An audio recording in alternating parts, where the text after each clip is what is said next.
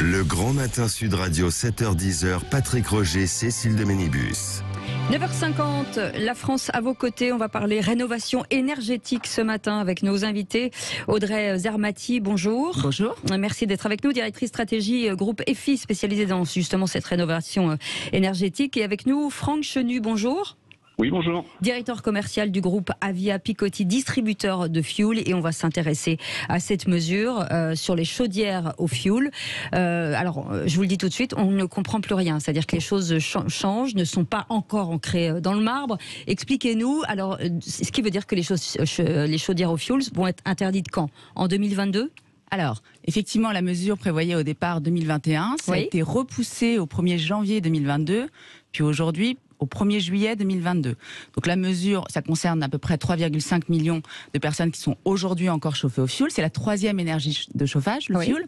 Et donc cette mesure, c'est important de le préciser, ce n'est pas une interdiction de se chauffer au fioul, c'est une interdiction d'installer une nouvelle chaudière au fioul si votre chaudière au fioul tombe en panne ou arrive en fin de vie. Alors la question est de dire, c'est qu'à partir de 2022, on n'aura plus le droit, que ce soit dans les anciens appartements ou les nouveaux, d'installer une chaudière. Mais ceux qui l'ont aujourd'hui, au fioul, bien sûr.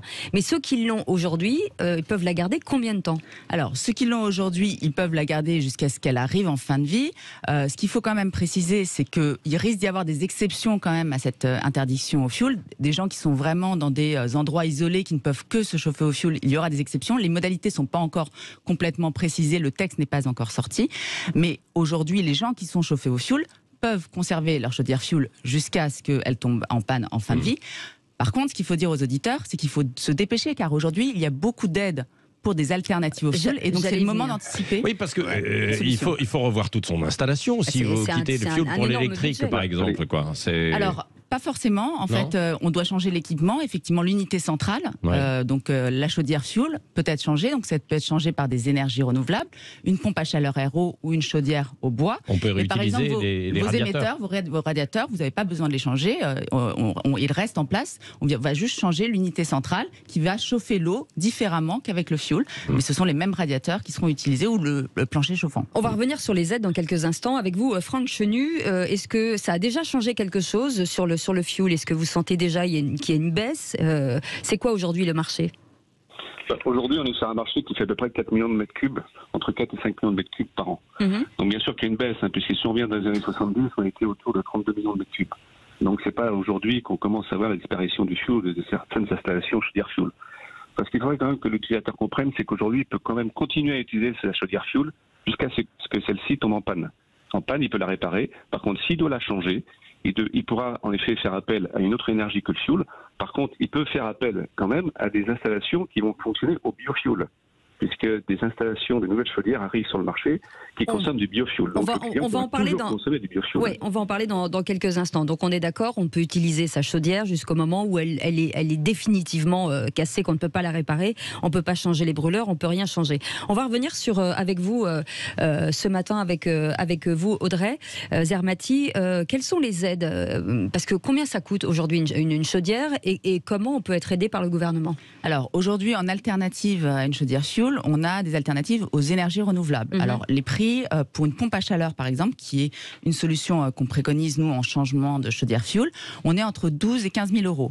Mais ça c'est le prix de départ. Après il y a jusqu'à 10 000 euros d'aide, donc avec un reste à payer pour le particulier qui peut commencer à partir de 2 500 euros une fois les aides déduites. Ma prime rénov, les primes énergie. Donc quand vous déduisez ces aides, c'est 2 500 euros pour à peu près un ménage qui gagne moins de 40 000 euros par an. 4 personnes, et pour une maison entre 100 et 150 Oui, mais alors mètres c'est carrés. ça, mais si vous êtes au-dessus, vous ne bénéficiez pas d'aide. Si, évidemment, vous bénéficiez aussi des aides, elles sont effectivement progressives et elles sont moins importantes selon votre revenu, mais vous bénéficiez, il y a toujours des aides pour ce type d'installation. Il faut savoir, et c'est très important, quand vous passez d'une chaudière fioul à une chaudière, une pompe à chaleur, par exemple, vous avez 50% d'économie sur votre facture. En gros, la facture moyenne d'un ménage qui est chauffé au fioul aujourd'hui, c'est 2 000 euros par an. Quand vous passez à ce type d'installation, de système de chauffage alternatif, vous êtes à peu près à moins de 1 000 € par an. Donc c'est énorme en termes, quand on parle des prix de l'énergie qui explosent en ce moment, c'est énorme comme économie. Donc vous rentabilisez, quand on parle de 2 500 € à peu près pour un reste à charge, vous rentabilisez en moins de 3 ans votre investissement. Et puis ça dépend des maisons. Hein. Si vous êtes effectivement, vous avez des fenêtres qui sont étanches, enfin voilà. Évidemment, il faut toujours faire l'isolation avant de changer son système de chauffage. C'est très important. Il y a certaines opérations d'isolation qu'il faut faire avant, comme l'isolation des combles perdus par exemple. C'est la première opération à réaliser avant de changer son système de chauffage. Franck Chenu, juste le biofuel, alors, puisque c'est une alternative moins polluante que le fuel.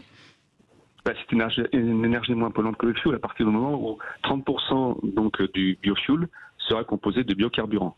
Qu'est-ce qu'un biocarburant? En fait, c'est une huile d'origine végétale qui va nous permettre donc de diminuer le bilan carbone de l'énergie, en effet. Et donc ça veut dire que ce sera autorisé? Ça va être autorisé. Et encore une fois, toutes les nouvelles chaudières fuel qui pourront être mises en place à partir donc, du 1er juillet 2022 pourront être des chaudières qui vont être alimentées exclusivement au biofuel. Mais oui, d'accord. Et donc il y aura encore ce sont des chaudières mixtes alors, c'est ça en fait quoi. Enfin mixtes avec votre biofuel quoi, c'est ça. Et là ce sera encore autorisé alors. Ah oui, mais les installations au fuel sont toujours autorisées. Encore une fois, c'est simplement les nouvelles installations, du moins les installations qui vont être en fin de vie. Et le client, quand il veut remplacer sa chaudière fuel existante par une chaudière demain qui va fonctionner au biofuel, il aura toujours la possibilité de le faire. D'accord. Donc ça veut dire qu'aujourd'hui, pour qu'on comprenne bien, c'est-à-dire que les chaudières aujourd'hui, si vous changez le brûleur, vous pouvez avoir accès au biofuel. Éventuellement, oui. En effet, si vous voulez transformer votre chaudière existante avec une chaudière qui fonctionne au biofuel, vous pouvez le faire en changeant uniquement le brûleur. D'accord. On peut se tourner vers vous, Audrey Zermati, justement, EFI, pour changer sa chaudière, c'est-à-dire qu'on rentre un petit formulaire et vous les appelez. C'est ça, donc vous inscrivez sur le site EFI.fr, vous remplissez un petit formulaire de simulation, vous êtes rappelé par un de nos conseillers, nos 200 conseillers qui sont en France, et puis il va vous guider pour la meilleure solution pour l'alternative au changement de chaudière fuel. Je voudrais juste préciser quelque chose, il y a beaucoup d'offres en ce moment sur des chaudières, des pompes à chaleur à 1 €. Faites très attention, ces offres sont illégales. Ces offres sont illégales, sont interdites par le gouvernement.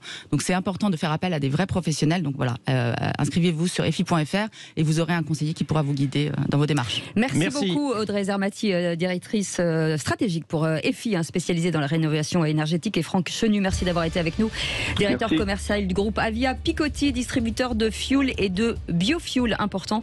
Dans un instant, Valérie Expert.